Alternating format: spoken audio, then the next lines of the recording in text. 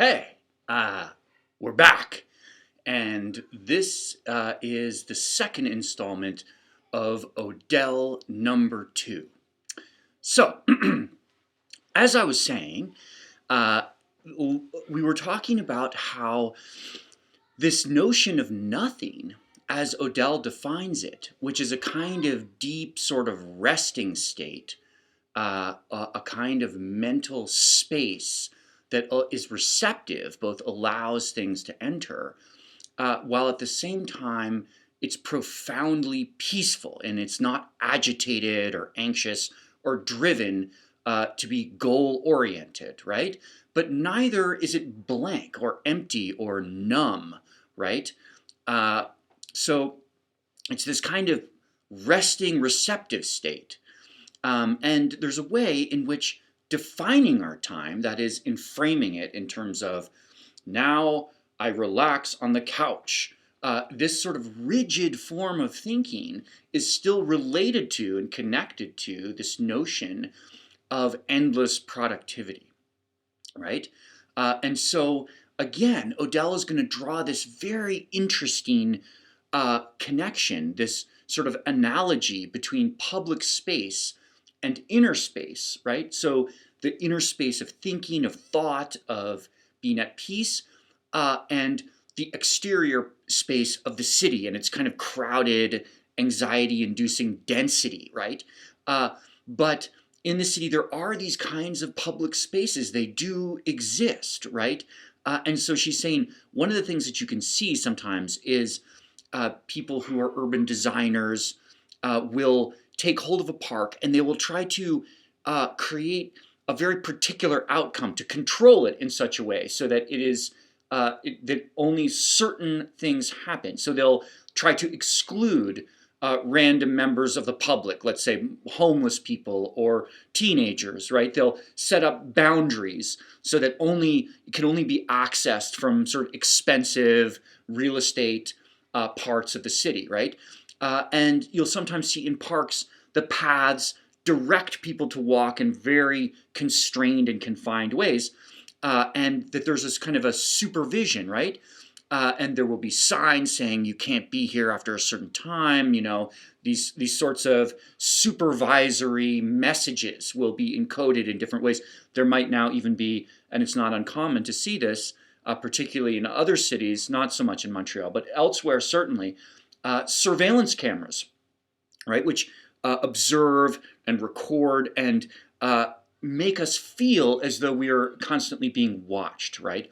And so that this, in a sense, is taking public space and redirecting it towards this kind of more rigid, goal-oriented perspective, right? So Odell's point here is that it's possible, right, to see our inner spaces reflected in our urban environments, in our built environments. And this is an interesting point. Once you see this, it can be hard to kind of stop seeing it because the world then very much looks like inner and outer reflecting one another, right? Two images of the other in this kind of concert with one another.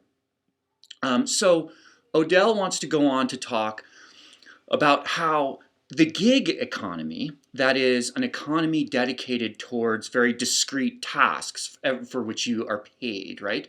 This is the so-called gig economy, right? And it's tied to a lot of economic innovations, or you could say non-innovations, right? Economic changes that sort of pull us back to a more kind of feudal economic arrangement, you could argue, right? But that these types of changes associated with the tech economy where discrete workers are given discrete tasks, paid discrete numbers, and so it's kind of like a freelance-based type of career. And she names Uber drivers as the kind of the classic example of people who might have another career or whatever, and they're using Uber to augment their income. Content moderators, right? This is a famous example of members of the gig economy. Often animators, freelancers of various kind, coders, social media influencers. Who knows what's going to happen to those people, right? After the pandemic, it's going to be a little bit interesting to see and to observe how the category of social media influencer, right, which is reliant on sponsorships in terms of its income streams, how that might change afterwards, right? So Odell's point here is that this particular economy, which is associated very much with our economic moment and also the economic activities of young people who are seeking careers and starting to work and become employed at the same time as they're engaging in their studies, right? That this is a particularly kind of ruthless example of how life as an endless economic venture can kind of take hold, right? And sort of take control of our mind. And she cites a very funny example of this in that, there's an advertising campaign for this company that offers people these discrete jobs, right? It's sort of like an aggregator for this type of freelance work, right? In which, in the advertisement, someone's working while they're having sex with their partner, right? Or someone's working while they're like in the middle of doing any number of different kind of bizarre activities, right? And so this is linking to Odell's larger point about how productivity and technology, for that matter, aren't themselves the problem, right? That she herself is not anti-technology, right? It's that the types of work and the mind frames, the mindsets of the individuals associated with these activities are dangerous to our mental health, right? In that they start to aggressively kind of absorb all of our time and energy and try to redirect this focus into narrowly defined productivity sets of goals, right? And this, she is going to argue, is harmful, and we should make, at the very least, be aware of how this process takes place. Now, maybe not all of you are familiar with this, but in the early days of personal computing and then in the internet, when the internet first became kind of like this listserv type of situation, there was a utopian narrative associated with it, right? And that the idea was that life was going to become easier, that in some sense these tools were going to make it more simple for us to, say, post videos, teach online classes, or attend school online for that matter, right? But in fact, when we actually crunch the sociological data, what we learn is that people are working longer and longer hours, that they seem to have less and less time.